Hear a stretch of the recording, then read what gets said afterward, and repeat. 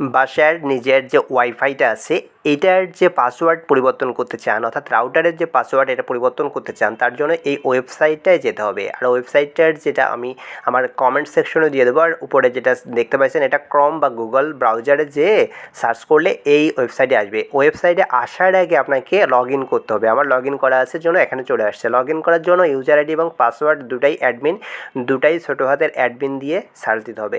এইখানে আসার পরে উপরে যেটা দেখতে পাচ্ছেন ওয়্যারলেসে ক্লিক করলে নিচের দিকে এই পেজটা চলে এই যে সেকশনটা চলে আসবে। এখান থেকে ওয়্যারলেস সিকিউরিটিতে ক্লিক করতে হবে। ডান পাশের অপশনটা খুলে যাবে এবং এইখানে নিচের দিকে একটু স্ক্রল করে দেখাচ্ছি পাসওয়ার্ড অপশনটা আছে এবং পাসওয়ার্ডের যে বক্সের মধ্যে দেখেন পাসওয়ার্ড একটা লেখা আছে। এটাই হচ্ছে আমার এই রাউটারের পাসওয়ার্ড। তো এই পাসওয়ার্ডটা আমি এইখান থেকে পরিবর্তন করে আমি নিজের মতো করে আবার আরেকটা পাসওয়ার্ড এইখানে দিয়ে দিচ্ছি। এই পাসওয়ার্ড দিয়ে দেওয়ার পর নিচের দিকে যদি যাই তাহলে সেভ অপশন আছে। তো পাসওয়ার্ডটা আমি দিই, পাসওয়ার্ডটা দিয়ে নিচের দিকে চলে যাই, স্ক্রল ডাউন করে এই যে এইখানে পাসওয়ার্ডের সেভ অপশনটা আছে, অর্থাৎ পাসওয়ার্ড দিয়ে এইখানে এসে আমি যদি সেভ করি তাহলে আমার এই রাউটারের পাসওয়ার্ড বা যতগুলো ডিভাইস আছে সবগুলো ডিভাইস থেকে এই কানেকশনটা ডিসকানেক্ট হয়ে যাবে।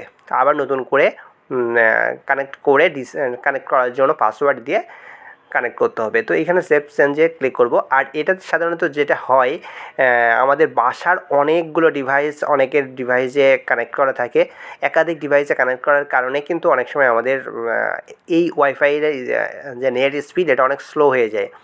যে ডাটাটা থাকে এটা বিভিন্ন ডিভাইসে ভাগ হয়ে যাওয়ার ফলে স্লো হয়ে যায়, যার কারণে আমরা ঠিকমতো স্পিড পাই না এবং বাফারিং হয়, অনেক সমস্যাই হয়, যার কারণে এই পাসওয়ার্ডটা চেঞ্জ করায়। তো আমি এখানে সেভ করলাম। সেভ করে আমি যে কাজটা করব সেটা হচ্ছে আমার এই ফোনে এবং আমার যতগুলো ডিভাইস আছে সবগুলো ডিভাইসে এটা আবার কানেক্ট করব, তার জন্য এই পাসওয়ার্ডটা ব্যবহার করব। ওকে, থ্যাংক ইউ।